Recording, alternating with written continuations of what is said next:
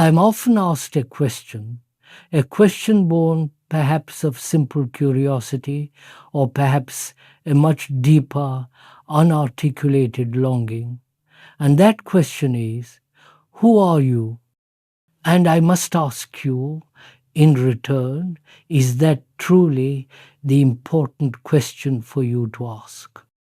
Or is the real burning question, the only one that has any fundamental merit, the one you must ask of yourself? Who am I? Because if I were to tell you who I am, what would that actually give you? What does it truly matter? It seems to me that it would be an act of mere curiosity, wouldn't it? And curiosity is so easily satisfied and so quickly forgotten. It's precisely like standing outside a restaurant in the cold, reading the menu that's posted in the window. You can look at the words, you can analyze the descriptions, you can perhaps even imagine the taste, but you have not eaten the food. Merely standing outside and reading that menu, reading the description of who I am, will never ever satisfy your own profound inner hunger. So, for me to tell you who I am is, in the end, quite meaningless. If I must answer, I would say, I'm nobody. That is all. It is as simple and perhaps as confusing as that. I am nobody, because I am not a destination for you, not a system to be followed, not a conclusion to be memorized. What is infinitely more important, surely, is who you are. What are you? But I see that when most people ask that question, who are you? There is a dangerous implication hidden within it. The question implies that you believe the speaker is somebody special, somebody great, somebody who has arrived, and therefore you are going to imitate them. You are going to copy the way I walk, the way I talk, the way I structure my sentences, or whatever other triviality it is. And I see that this desire to imitate is a core part of our human pattern, isn't it? We establish the hero, the saint, the guru, the modern day influencer, or the enlightened man, and the immediate conditioned response is to say, I am going to copy everything you do. We foolishly believe that if we just imitate the outer form, the superficial habits, the robes, the diet, the morning routine, we will somehow magically acquire the inner state. It becomes so absurdly silly, so profoundly childish. When you look at it clearly, it is like putting on the white coat of a physicist and expecting to understand the cosmos. And yet, are we not, when we look deeply at ourselves, the result of 1,000 imitations? The religions of the world for millennia have demanded this. They may not use the word imitate, but they say, follow me, surrender yourself, give yourself over. I am the way, worship this.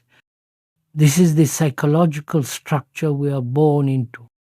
In school, you are taught to imitate, to memorize, to repeat what the authority has said.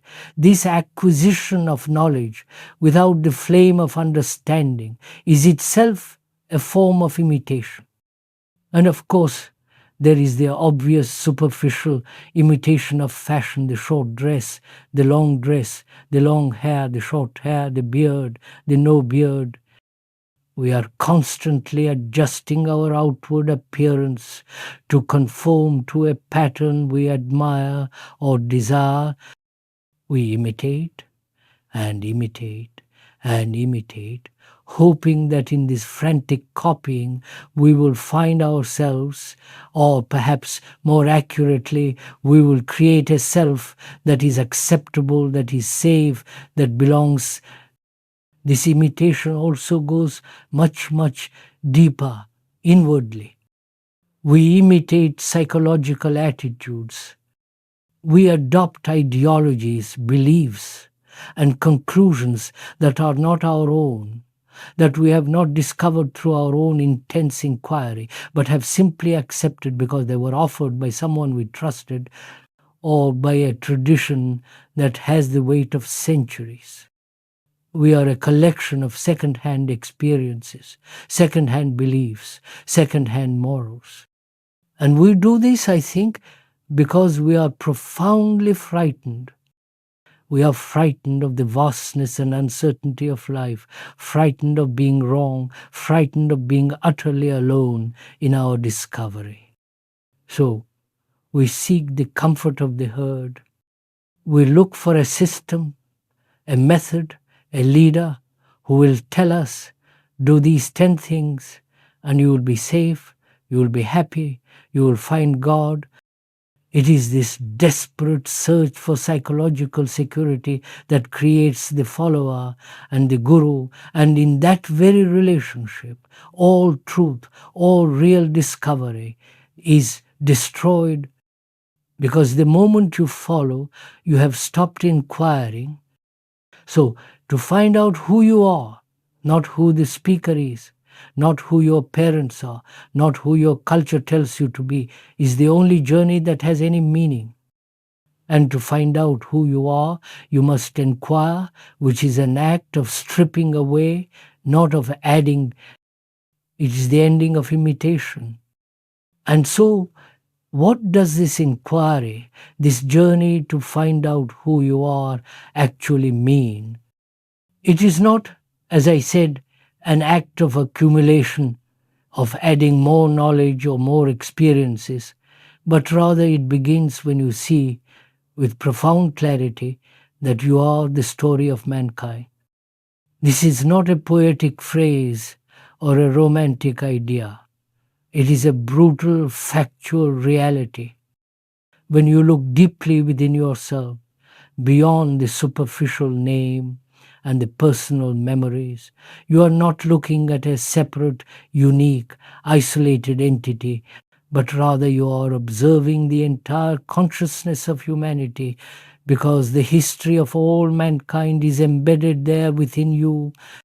All of our ancestors' fears, their tribalism, their search for God, their violence, their greed, their momentary flashes of love and generosity, all of it is in you. Your brain is not your brain. It is the brain of humanity, which has evolved over millennia. Therefore, your envy is the envy of mankind. Your loneliness is the loneliness of mankind. Your suffering is the suffering of mankind. If you can really see this, if you can feel this incredible fact, it gives you tremendous vitality, an immense flowing energy, a deep sense of beauty and love, because you are no longer a small, frightened entity, a little local problem struggling in some insignificant corner of the earth.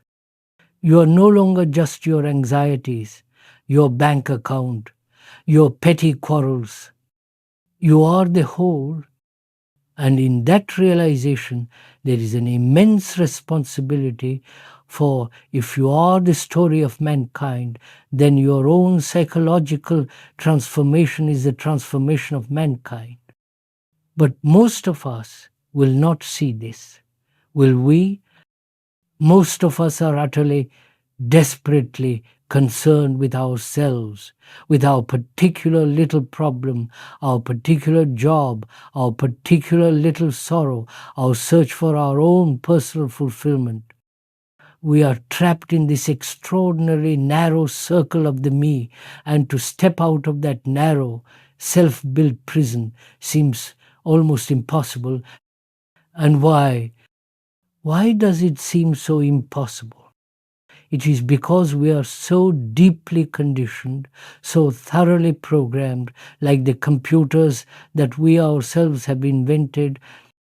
Your culture, your religion, Your education, your parents, your traditions, and your own experiences have programmed you to think along certain grooves, to react in predictable ways, to hold certain beliefs and reject others. You are, in effect, a biological machine running on second-hand code. And here I see the real tragedy of our time. The machine that we have created, the computer, the artificial intelligence, can learn, can't it? It can take in new data, discard old instructions, and adapt its behavior infinitely faster, infinitely more accurately than the human brain can. The machine, our own creation, has become the ultra intelligent learner. And what of the brain that invented it? Our brain, the human brain, has become sluggish, slow, dull, and resistant because we have chosen to conform, we have chosen to obey, we have chosen to follow. We cling to the safety of our conclusions. We have the guru, the priest, the political ideology, the national identity, and we say, this is enough, tell me what to do, tell me what to believe, because the alternative, which is to be completely psychologically on our own, is too terrifying. We see revolution all the time in the world, the revolt of the revolutionaries, the terrorists, the political activists. But this is still a very superficial movement, isn't it? It is merely changing the pattern, changing the political system, changing one form of oppression for another, swapping one set of beliefs for another. It is still fighting within the prison, arguing over who should be the warden rather than breaking out of the prison itself.